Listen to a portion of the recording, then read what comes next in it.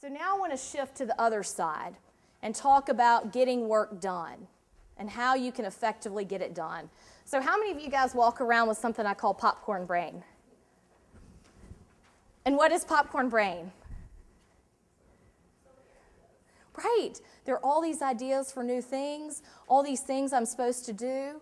You're in the shower, you've got shampoo in your hair, and you're like, oh, I'm supposed to call so-and-so. It just pops up, but you can't call people. Well, maybe, I don't know, I haven't seen a phone in the shower before, but maybe there's one somewhere. But popcorn brain is a function of this being really busy and running hard and fast on a treadmill. And so if you want to be strategic and you want to sleep well at night, we've got to have tools that help us get our work done and move past popcorn brain so that what I need to do isn't popping all the time. So the first tool that I'm going to mention to you guys is the calendar. This I call your execution dashboard. Everybody in here has one. I know you guys use it well. If you're thinking about running your day, the two tools, I drive with my calendar and I drive with my task list. But I wanted to talk about a couple of things that, oops, I guess they're not going to come up on the screen. Two things that came up when I was doing some research for this. The meetings, the number of meetings that you guys are in all the time. And so, do you have buffer time built into your calendar? So if you're scheduled in meetings from 9 until 4, and they are back to back, you're going to be, if you're late to one, it's a domino effect. The rest of them you're going to be late for. And nothing can blow up because you're scheduled so tight. So can you think about buffer time in between? The other thing, and I think this comes from my sales background, is that we didn't consider a call complete until we'd entered the call notes, written the thank you note, and closed out that call, which took 4 to 5 minutes in the seat of the car. But then that call was done, so I didn't have to deal with it when I got home. Same thing with a meeting. If you can give yourself a couple of minutes in between meetings to wrap it up, determine your next action steps, what you need to do, it's going to save you a lot of work on the back end. John? Is there a way specifically to do that on your calendar? If I have an appointment at 11 o'clock and it's a half an hour away, I put in my calendar 11 o'clock. Is there a way to, I mean, I can do my reminder, a half an hour leave, but is there a way that I can create that buffer on my calendar so people can't schedule me?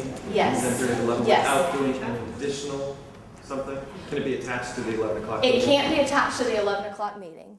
But what you can do is make sure you schedule in travel time. I think most of you guys do already put travel time in. And then at the end, one thing that I have my clients do, if they want the buffer time or the wrap-up time at the end of the meeting, is I ask them to push the meeting end back by about 15 minutes. And so then you've got that built in, or you could add in, it's one extra step, additional wrap-up kind of buffer time. Two technology things I want to mention right here really quickly. Everybody in here knows you can send meeting requests from your calendar, making sure you're using that. The other thing that I was going to mention is something called Doodle. It's doodle.com, some head nods. Doodle.com is a free site where if you have to coordinate a meeting with 3 or 4 or 5 different people and you want to figure out how am I going to get them all here together without getting 85 emails and going back and forth, you go to this site, write in the name of your meeting, set it up as a meeting organizer and say, okay, here are the 4 days and the 5 times that work for me. You send out the link to everyone who's coming to the meeting, and then they go in and they check, yes, I'm available on Tuesday at 9, and I'm available on Wednesday at 3. You go back in a couple of days later to the Doodle site. Oh, Wednesday at 3 it is. Done. No extra emails. Michelle. Travel time.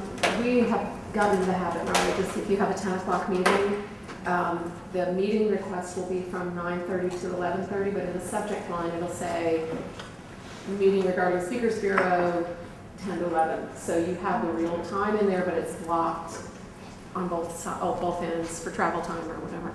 Great strategy. So the calendar is one tool. The other one is something I call your task list. So these are the two tools you use to drive your day. And the task list, I actually use this acronym because these are the steps that you go through to build it. So the first one is to think. And it's actually an exercise that I do with my clients where they do a brain dump, and you literally dump your brain.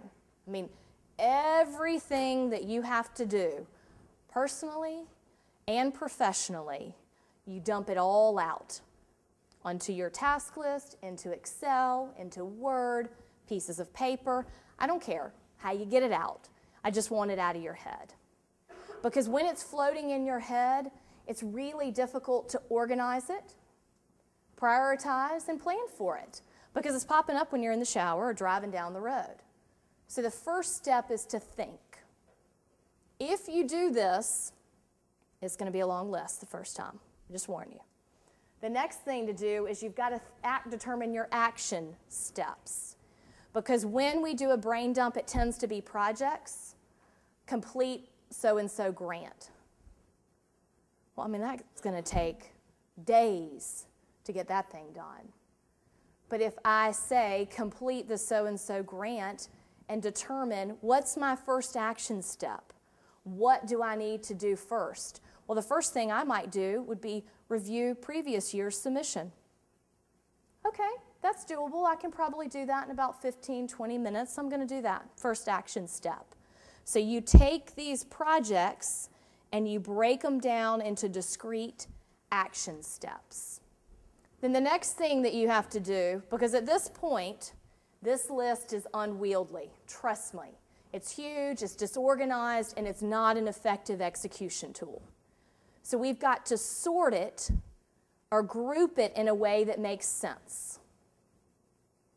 These are categories. How do you want to sort the information? Phone calls, computer work, grants to write, donor follow-up, direct reports. You sort it based on the core functions of your job and the tasks that tend to be reoccurring. And then the last piece is to keep, the K, and it's just to keep one list. And so I wanted to show you guys quickly. So here is my task list. It is paper.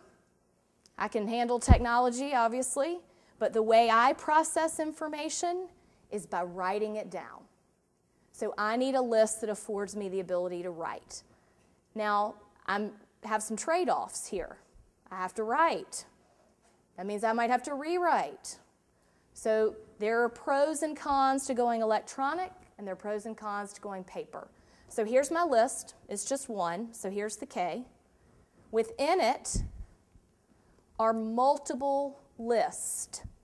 So I have sorted my list by phone calls. At computer, I spend a large part of my time on client sites, and I need to know when I need my laptop. Because if I'm in my car, in between appointments, waiting for my client, I can make some phone calls, but I'm not going to power up my laptop in my front seat for 15 minutes. So I don't need to look at those tasks. I have email. These are the emails that I need to send. I have a project list. These are the list of all the projects that I'm working for. And then there's a tab at the back that says at home, and this is all the fun stuff I have to do at home, like touch up paint. Yuck, but it's on the list. So it's sorted so that I can quickly decide what to do. Because the objective is that I need you to be able to capitalize on a 15-minute window between meetings. I need you to know what needs to be done. You've got such and such tools, execute. Really important that we can capitalize on that amount of time. So we've got to build a list that affords us that opportunity.